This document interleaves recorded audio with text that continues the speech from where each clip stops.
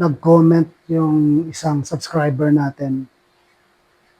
Tinatanong niya na kung doon daw ba sa 1 to 2 mandatory conferences sa labor arbiter, kailangan na mag-present ng evidence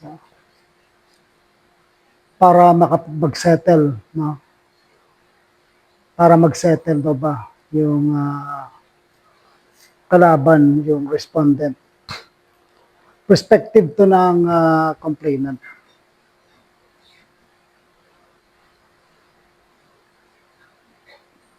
Formally, hindi naman kailangang may evidence ka nang i-present dyan. Yung mga nagmamarking ka na, hindi ganon. Pero mabibring up pa rin yung mga basihan ng reklamo mo. Or pwede mabring up yung mga basihan ng reklamo mo just for the labor arbiter to weigh yung mga options ng parties in encouraging them to settle a case. Kasi itong dalawang mandatory conferences na to sa labor arbiter, naka-design yan para i-facilitate na magkaroon ng amicable settlement, no, sa employee at sa employer. Bago pa talaga magkaroon ng formal na litigation, yung talagang bakbaka na kayo sa mga ebidensya ninyo at sa mga argumento ninyo sa papel. Ngayon, kung walang settlement dyan sa 2 conferences na yan, yung proseso niyan, dinidefine yung scope ng kaso para sa formal na pag-submit ng position paper. Yung labor arbiter, sa panahon nito mga conferences na to, ang role niya ay bilang mediator, tagapamagitan, para himukin or i-encourage yung both parties to reach a fair compromise. So when you say fair compromise, ito yung compromise na hindi ka naman lugi, hindi rin lugi yung kabila, no? Halimbawa dyan, may monetary settlement na lang, mag-quit claim, or reinstatement, no? Diyan din nare-refine yung claims tsaka yung parties. Ang complainant, kung ikaw-complainant dyan, take that opportunity also to check if kailangan mong i-amend yung complaint mo para maisama mo dyan yung mga nawawalang causes of action.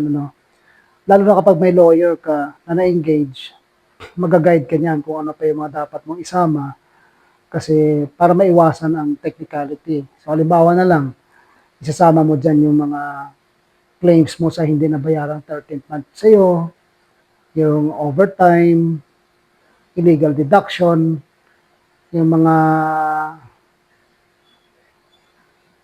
damages, no? Identity ng parties, sino ba yan? Baka may kulang sa pangalan yan, na mahirapan ka mag-execute balang araw, lalo na kung yung kumpanya, may kulang sa pangalan, tapos ang check-in na issue doon, kulang-kulang yung pangalan, mahirapan talaga kayo. No? Magdagdag kayo ng mga parties, kung sino man dyan,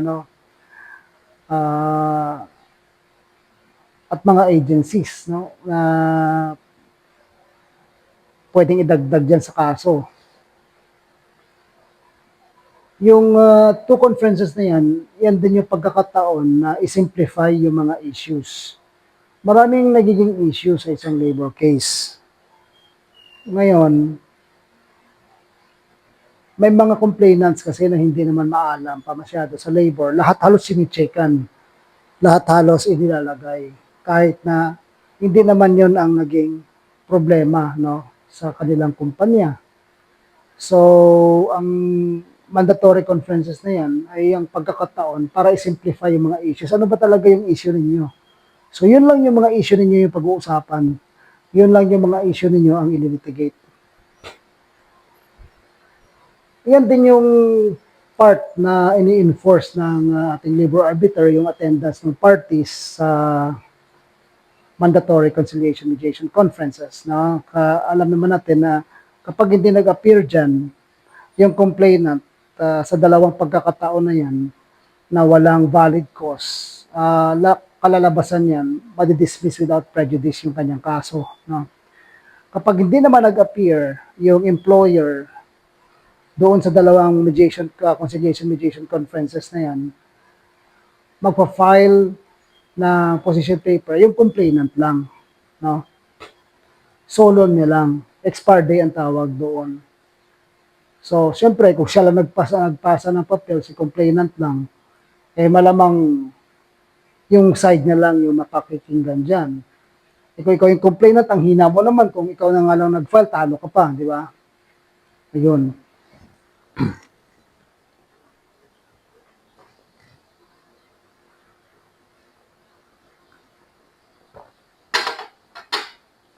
So take note na dito sa two mandatory conferences na to, yung mga formal na pagpresenta ng ebidensya, gaya ng mga affidavit, gaya ng pagmarka ng mga exhibit, siyempre pagka-complainant ka, Annex A, Annex B, Annex C, pag respondent ka naman, Annex 1, Annex 2, Annex 3, hindi yan ginagawa sa dalawang conferences na yan.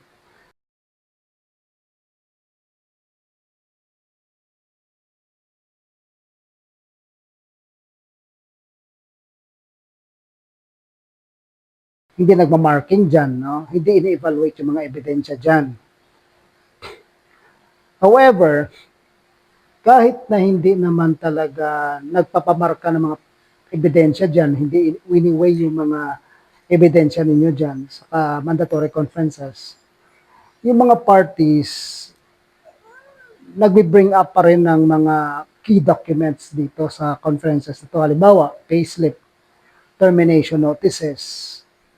No, kung ang issue, termination, tapos dinideny ng employer na terminate ka, then you present kay labor arbiter letter of termination. No? Pakita mo lang naman, hindi mo kailangan markahan.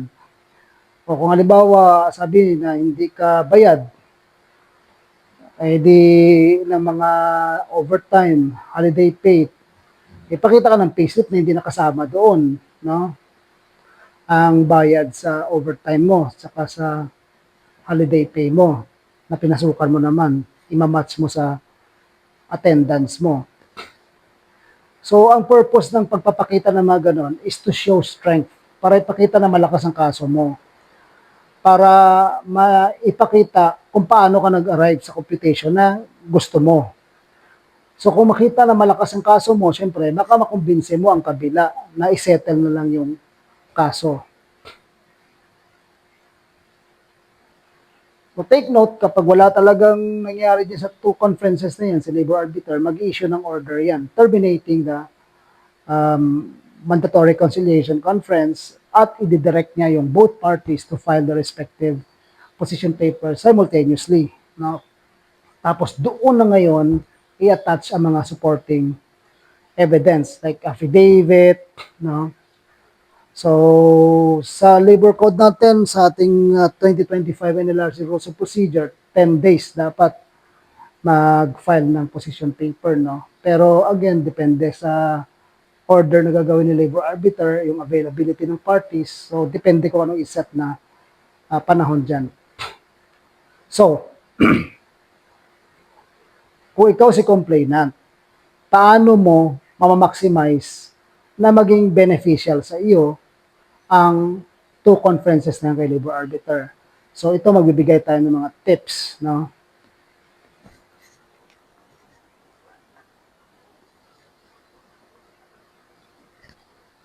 Una, maghanda ka ng mga detalyadong computation, no? Magpakita ka ng itemized breakdown ng lahat ng mga claims mo. Kung nagki-claim ka halimbawa ng fullback wages, ano ang basis nun? No? Siyempre, yung salary mo, kung may commission ka dyan, kung may allowance ka dyan, basta may basis ka, maganda kung nakasulat. Lalo na yung mga commission kasi wala naman sa labor code yan. Yung mga allowances na yan, pagka nagiging part lang yan ng back wages kung regularly given. So, ipakita mo ngayon yung proof mo dyan na regularly given sa'yo yan. No? separation pay, no, service incentive leave, 13th month pay, moral exemplary damages, attorney's fees, no. So meron ka na mga konkretong numbers. Kasi ito yung mga nagiging grounds mo for negotiation in real figures than vague estimates. No? So para hindi lang nagmamukhang nananaginip ka lang dyan sa harap ng labor arbiter during the mandatory conferences. So dito din sa mandatory conference, pangalawa na, no, i-determine mo yung settlement boundaries. Kung ano ba yung hanggang saan ka ba para sa pakikipag-settle, no? So mag-set ka dyan ng realistic target settlement. Halimbawa, sabihin mo 500,000, ano? Tapos yun ang pinaka bottom line mo. Floor mo na yun, floor figure mo na yun. Hindi ka na bababa doon, no? Tapos diyan mo rin yung ititimbangin, ano, yung immediate cash settlement, no? So halimbawa, sinabi mo 800,000 ang settlement mo. Tapos si company naman tumatawad ng 650, no? Tapos ikaw ayaw mo pa. Tingnan mo ngayon kasi titimbangin mo yung immediate cash payout. Take note, may 650,000 ka na ngayon, di ba? Kung magkakasundo kayo, kumpara yan sa oras at gastos mo kapag ka nakipag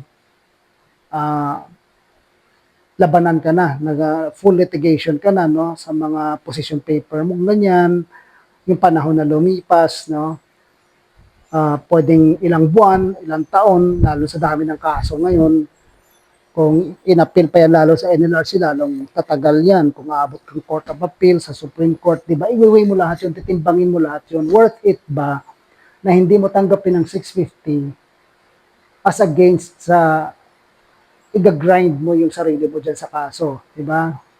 I-weigh mo during that mandatory conciliation conference. Sa sarili mo lang yun. So, dito rin, pangatlo, magdala ka ng mga patunay for purposes na ipakita mo yung advantage ng kaso mo. Yung leverage na tinatawag dito, no? Magdala ka ng mga kopya ng convincing documents, yung mga dokumentong makakumbinse sa kabila, sa employer, halimbawa, o by notice of termination ako, dinideny niyo, pero nakasulat na terminate niyo ako. Meron akong record na underpaid ako, ito yan, no? Tapos, intention niyo na talaga natanggalin ako, tinan niyo naman itong mga chat natin, sa email, ganyan, ano?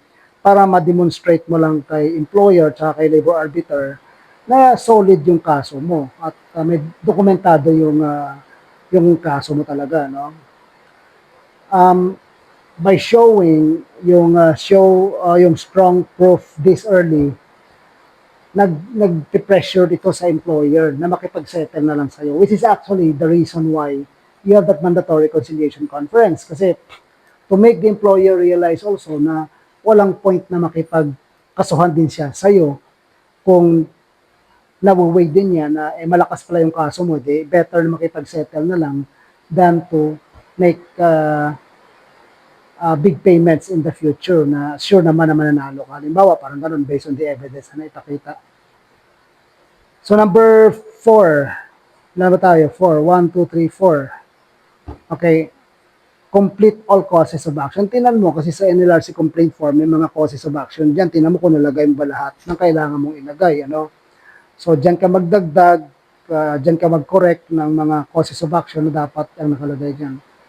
Ang 5, i-utilize mo yung panahon na yan na nagkakaroon kayo ng mediation para ipakita yung nangyari sa kaso, no? Facts. Tapos, syempre, kalmado ka lang, professionally, walang sigawan, iwasan nyo yan, ano? Kasi, kahit na yung labor arbiter, neutral yan during the conferences, kadalasan, pinapoint out nila sa kabila yung mga legal risk. Ano ba yung mga risk na iti-take ng kabila kapag ka nagtuloy-tuloy yung kaso, no? Ano yung kanilang mga liability, especially sa part ng employer, practical ba na makipagkaso pa talaga sila sa'yo, no? At ano yung mga penalties na pwedeng harapin ng employer. Based on those things, para i-encourage ng labor arbiter na magkaroon na lang ng settlement. So, pressure lang yun.